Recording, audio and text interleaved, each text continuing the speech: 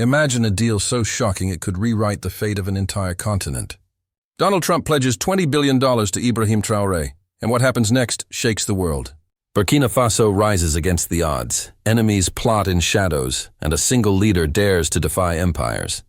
This is the story of courage, betrayal, and a revolution hidden in plain sight. Watch until the end to see how one man turned a global gift into Africa's awakening. Don't forget to like, share, and comment if you believe history is being rewritten right before our eyes. The world first heard the announcement in whispers. It was too absurd, too explosive to believe.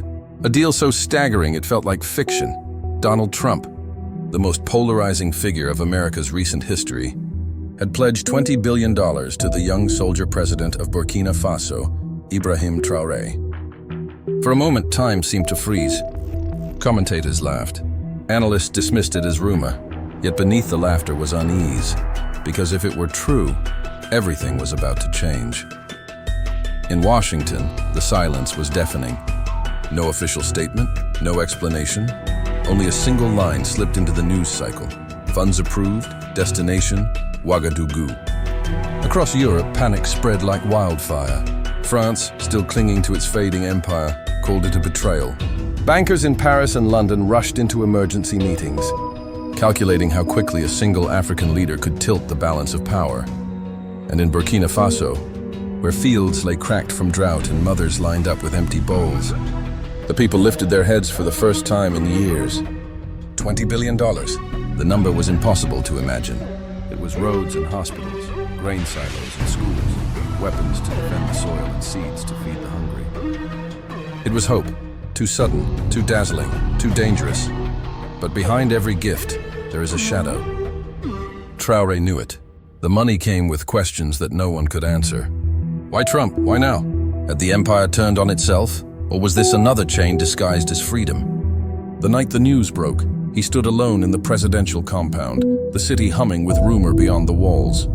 The red beret on his desk, a symbol of defiance, seemed heavier than ever.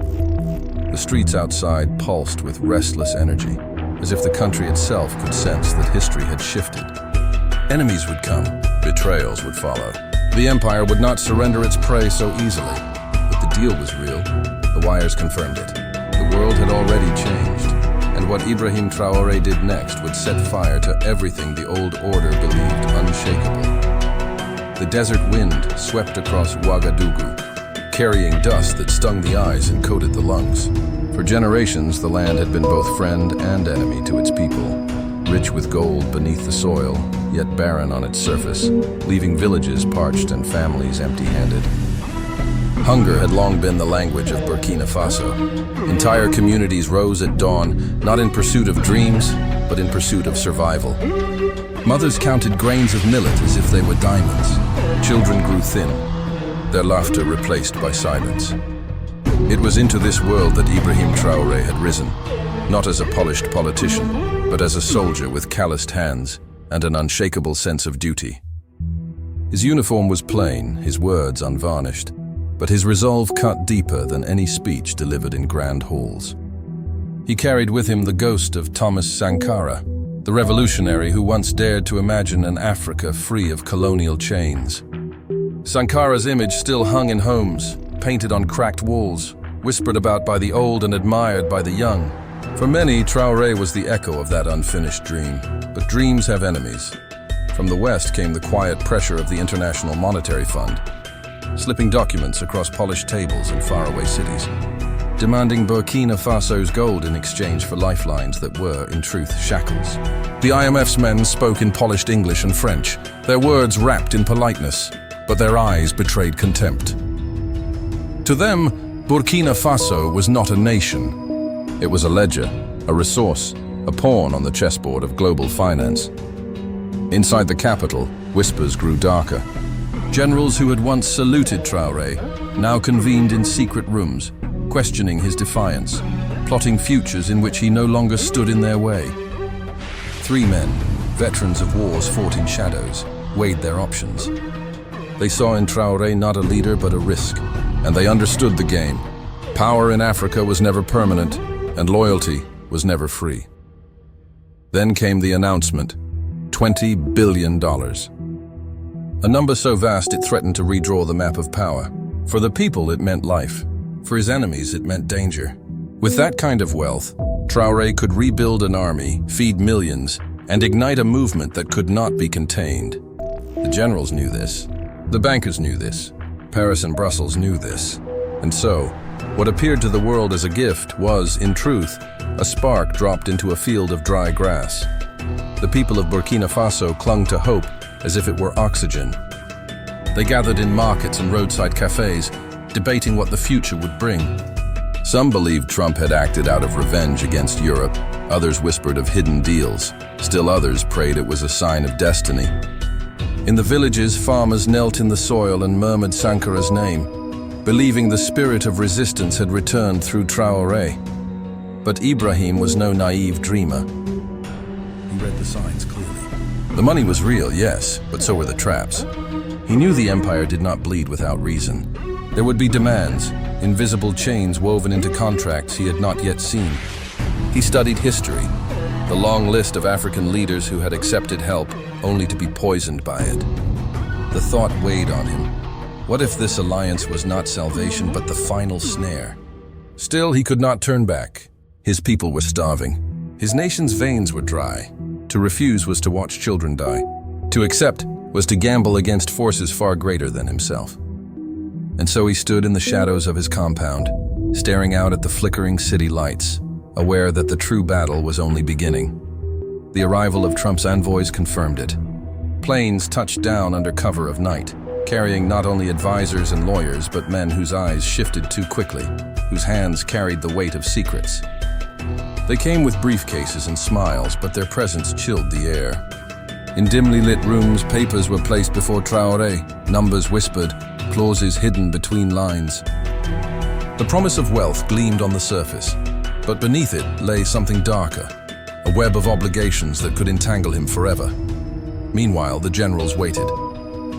They listened. They counted. To them, $20 billion was not a blessing, but a threat to their grip on power. And in their silence grew the seed of betrayal. The setup was complete. The stage set not only for hope, but for the inevitable descent into shadow. For Ibrahim Traoré, the $20 billion was no longer money. It was destiny, and destiny demands a price. The money did not arrive all at once. It moved like a river diverted underground, hidden in channels that only a handful of men could trace. First came the whispers of offshore accounts swelling in size, then the arrival of cargo planes under discreet flight plans, unloading sealed crates onto the cracked tarmac of Ouagadougou's airport at night. Soldiers guarded the airstrip with trembling hands, unsure whether they were protecting wealth or welcoming a curse. The city stirred with rumor. Some swore the planes carried only paper promises, worthless without signatures and seals. Others claimed they carried gold bars stamped with foreign insignias, while a few whispered of stranger cargo, machines never before seen in Burkina Faso. Technology meant to build, or to monitor, or perhaps to spy. Whatever the truth, the effect was the same. The ground shook with anticipation, as if the soil itself sensed that history was shifting beneath it. For the people, hope flickered like fire in the darkness. Crowds gathered outside government buildings, chanting Traoré's name, demanding to know when the new wealth would touch their lives. They imagined fields turning green again, hospitals rising from dust, children eating until their bellies were full. But hope is a fragile thing. Every day it was delayed, every hour it remained only a rumor. Suspicion grew. Some muttered that the money would be stolen. Others swore it was a trap. A few feared it was never real at all. Traoré bore the weight of those suspicions. Inside dim-lit war rooms, maps and documents spread before him. He pored over the shifting puzzle. The alliance with Trump was unlike anything Africa had seen before. Washington's silence was unnerving. No diplomat stepped forward to confirm it. No officials stood beside him in public. Only the flow of money, hidden and undeniable, confirmed the truth. It was there, yet it carried with it the poison of uncertainty. Meanwhile, shadows gathered. Across the Atlantic, the IMF moved swiftly. Sanctions were drafted overnight, cloaked as economic measures, but their true intent was clear: to strangle Burkina Faso before it could rise. Trade routes tightened. Banks shut their doors to Burkinabe accounts. Western media painted Traoré as reckless, a puppet, a dictator in waiting. And within the region, whispers spread that neighboring nations had been warned, distance yourselves, or face the same punishment. Yet it was not only the outside world that grew hostile. Within his own circle, fissures began to widen. The three generals who had once pledged loyalty now tasted the bitterness of fear. They understood that $20 billion meant Traoré no longer needed their networks, their influence, or their approval. To them, the money was not salvation, but an erasure of their power. And so they plotted, not with open rebellion, but with silence, subtle alliances, and carefully chosen words spoken in secret corners of the capital. The suffering of the ordinary people deepened. Hunger clawed at the countryside as drought pressed harder, and families began to sell heirlooms for scraps of grain. Mothers buried children whose bodies had grown too frail to endure. The promise of relief burned like a mirage, always visible, never within reach. Some cursed the alliance, swearing Traoré had sold them to foreign powers.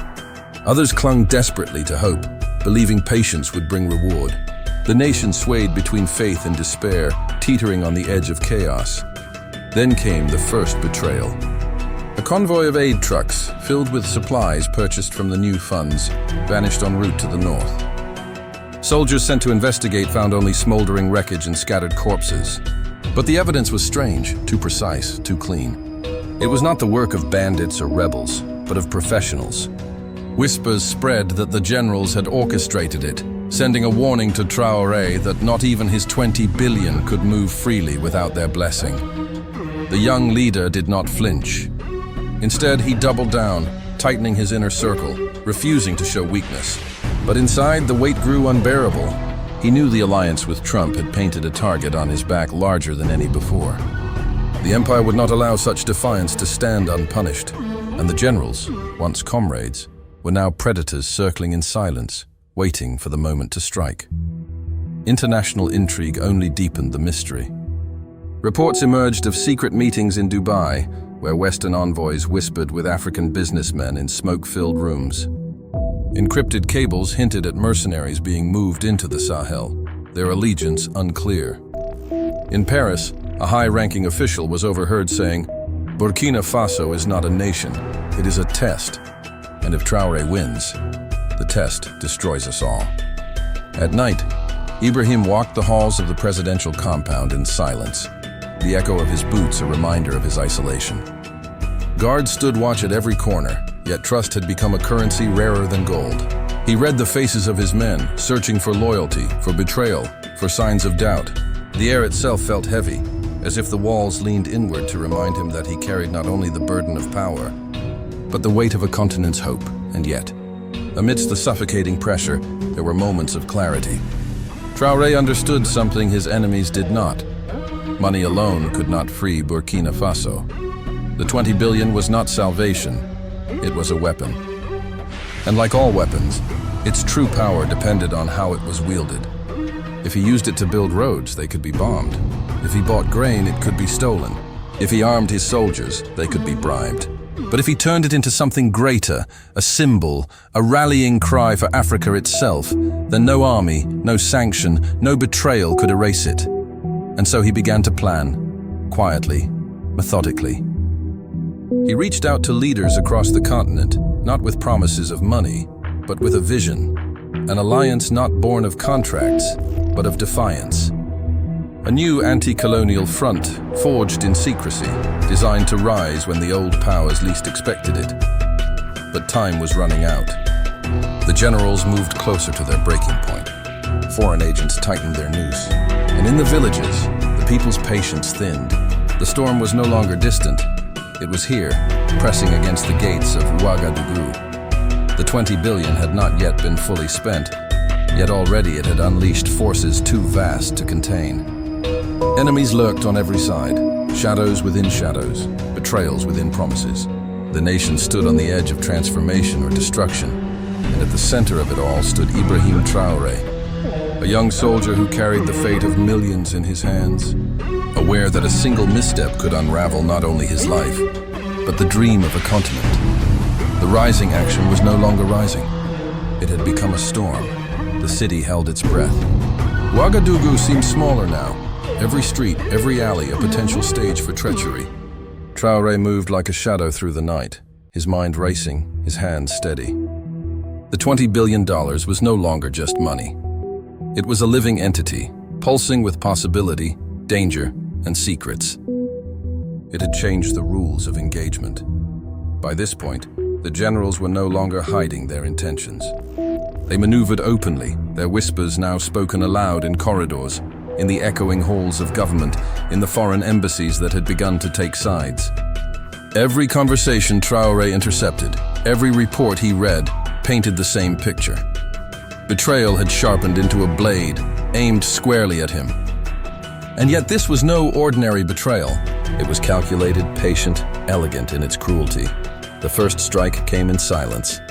One of the generals, the one considered most loyal, disappeared without warning. His convoy intercepted by unknown forces, leaving only scorched earth and scattered papers behind.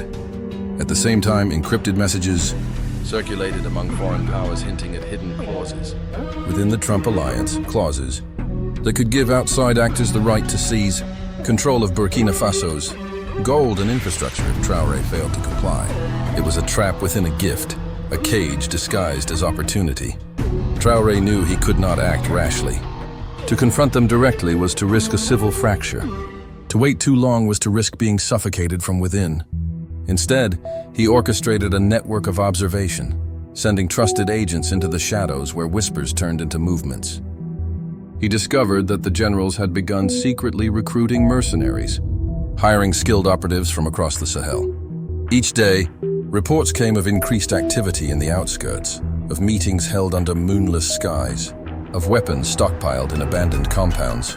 But Traoré's intelligence was unmatched. For every step the generals took, he was already 3 ahead.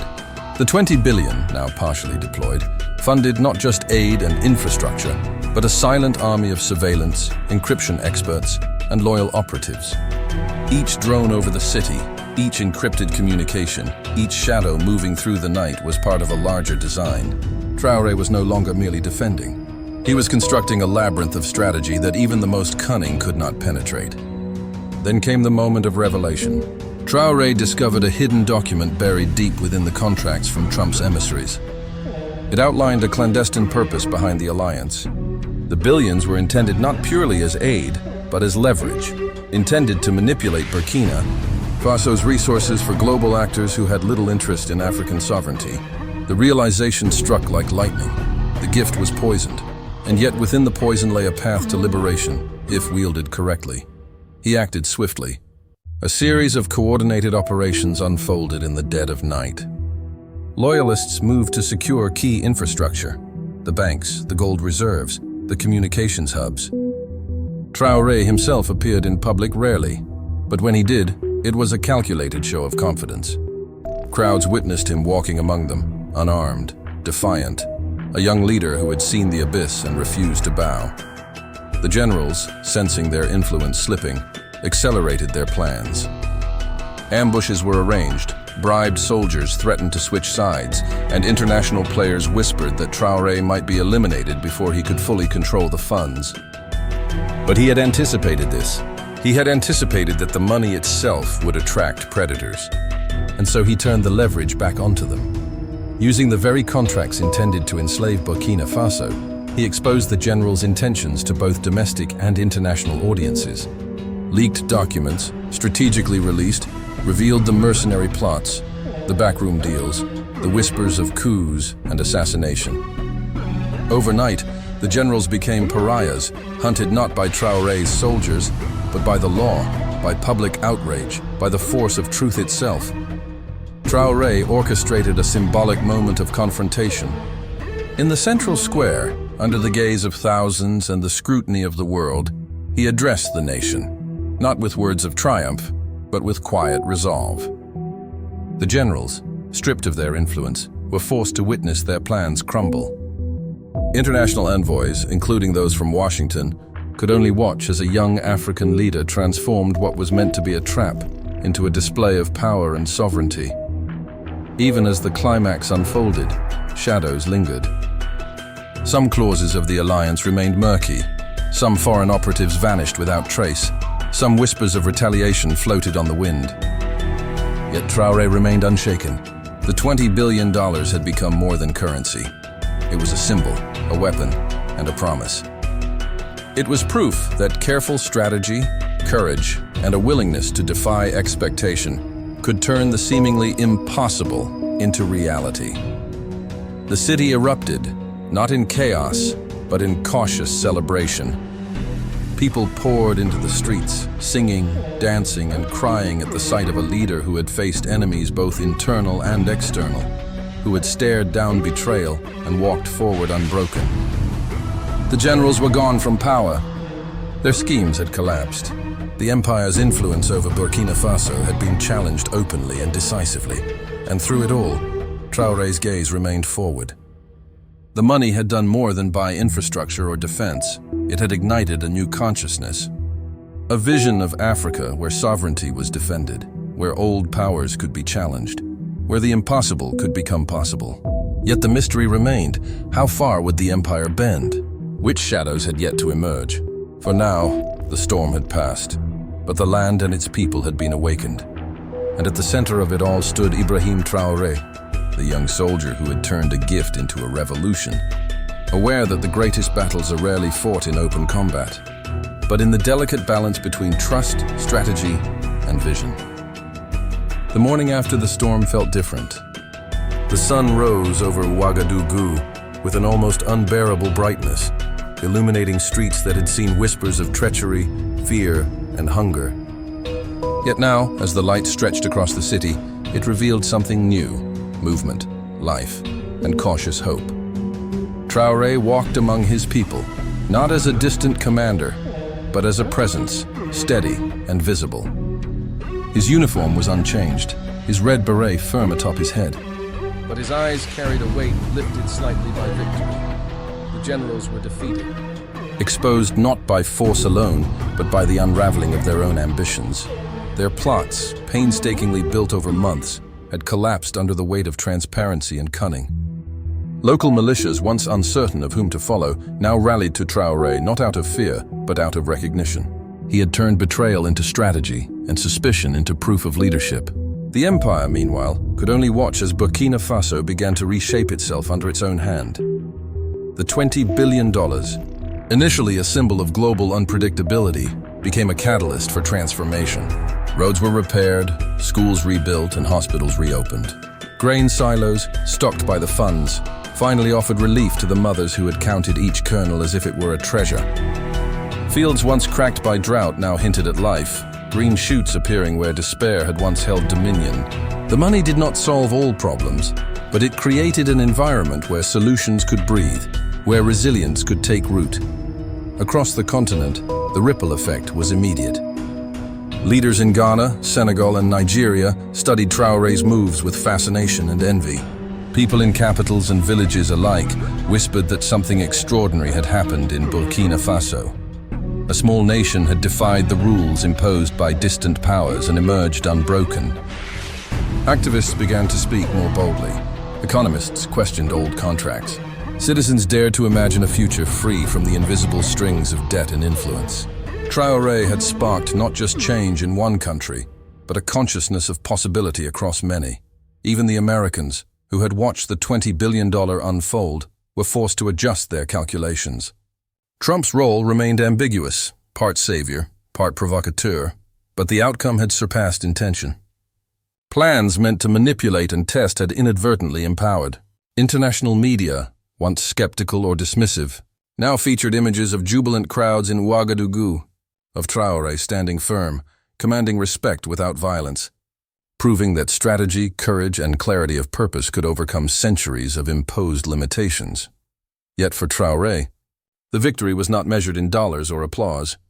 It was in the faces of children eating full meals for the first time in months, in mothers who no longer trembled at empty cupboards, in communities that had begun rebuilding their own infrastructure with newfound resources and autonomy. Every small school opened, every bridge completed, every plot of land returned to cultivation became a testament to the fact that leadership was not about power over others, but power to serve others. The empire had been shaken, the generals defeated, the alliance's hidden threats neutralized, But the story was not only about enemies conquered. It was about the transformation of an entire nation and the spark of a continent realizing its potential. Traoré's methods were studied, his strategies analyzed, but the essence of his leadership lay in vision, audacity, and the courage to act when the world doubted him. Even as celebrations swelled in the streets, Traoré remained contemplative. He understood that peace is fragile, that challenges would rise again, and that true liberation is not a single act, but a continuous struggle. Yet in that moment, the balance had shifted. Burkina Faso had claimed agency over its destiny. Africa had witnessed a leader turn peril into empowerment, a gift into strategy, and risk into revolution.